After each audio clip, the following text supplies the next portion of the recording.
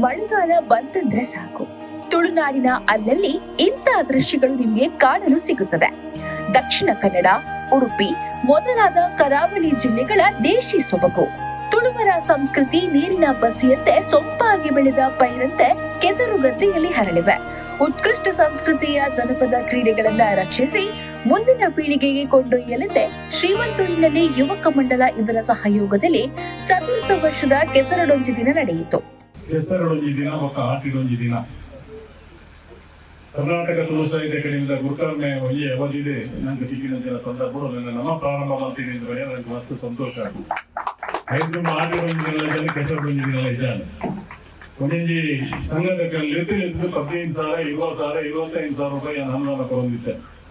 Academy ತಿಂಗಳು 3 ಲಕ್ಷ 4 ಲಕ್ಷ ರೂಪಾಯಿ ಕೊಟ್ಟಲ್ಲ ಕೊಡ್ತೇವೆ ನೋಡು. ನಮ್ಮ ಕಾಸರಗೋಡು ಉಡುಪಿ ಮುಟ್ಟ, ಉಡುಪಿ ಜಿಲ್ಲೆ, ಕಾಸರಗೋಡು ಜಿಲ್ಲೆ, ದಕ್ಷಿಣ ಕನ್ನಡ ಜಿಲ್ಲೆ ದಯಮಾಡ ತುಳುತ ಕೃಷಿ ಬದುಕಿದ ನೆನಪು ನಮ್ಮ ಜವನಿಯರಿಗೆ ನಮ್ಮ ಜೋಗ್ಲಿಗೆ ನಲ ನೆನಪು ಉಕ್ಕೋಡು ಕಂಪನಿ ಕೊಡದೆ ಹೆಜ್ಜನಾಕು ದಪ್ಪರೆ ಕೇಜಿದು ಬೇರೆ ನಡಿಯರೆ ಬಗ್ಗೆಯರು ನಮ್ಮ ಆಡು ಜೋಕುಲು ಕೊಂಡು ಜೋಕು ಅಂಡ ಕೆಸರಡ ಅಂಡ ಕೆಸರದ ದಾದ ಅಂತ ಮಂತ್ರಿ ಹಾಕ್ಲಿಕ್ಕೆ ಗೊತ್ತಾವಡು. ಆ ಕೆಸರಡು ಬಂದು ಒಂಜಿ ದಿನ ಅಂಡ ಹಾಕಲು ಎದು ಮತ್ತು ಜೋಕುಲು ಕೊನೆಗೆ ಇಂಗ್ಲಿಗೆ ಸಾಗೋಡಿ ಇದ್ದಿಲ್ಲ ಕೂಲಿ ಕೆಲಸಕ್ಕೆ ಹೋದಾಗ 5 ಗಂಟೆಗೆ ಹಾಕಿದ್ರೆ 6 ಗಂಟೆದಲ್ಲೇ ಕಂಡೋಗಿ ಬೋರ್ಡ್.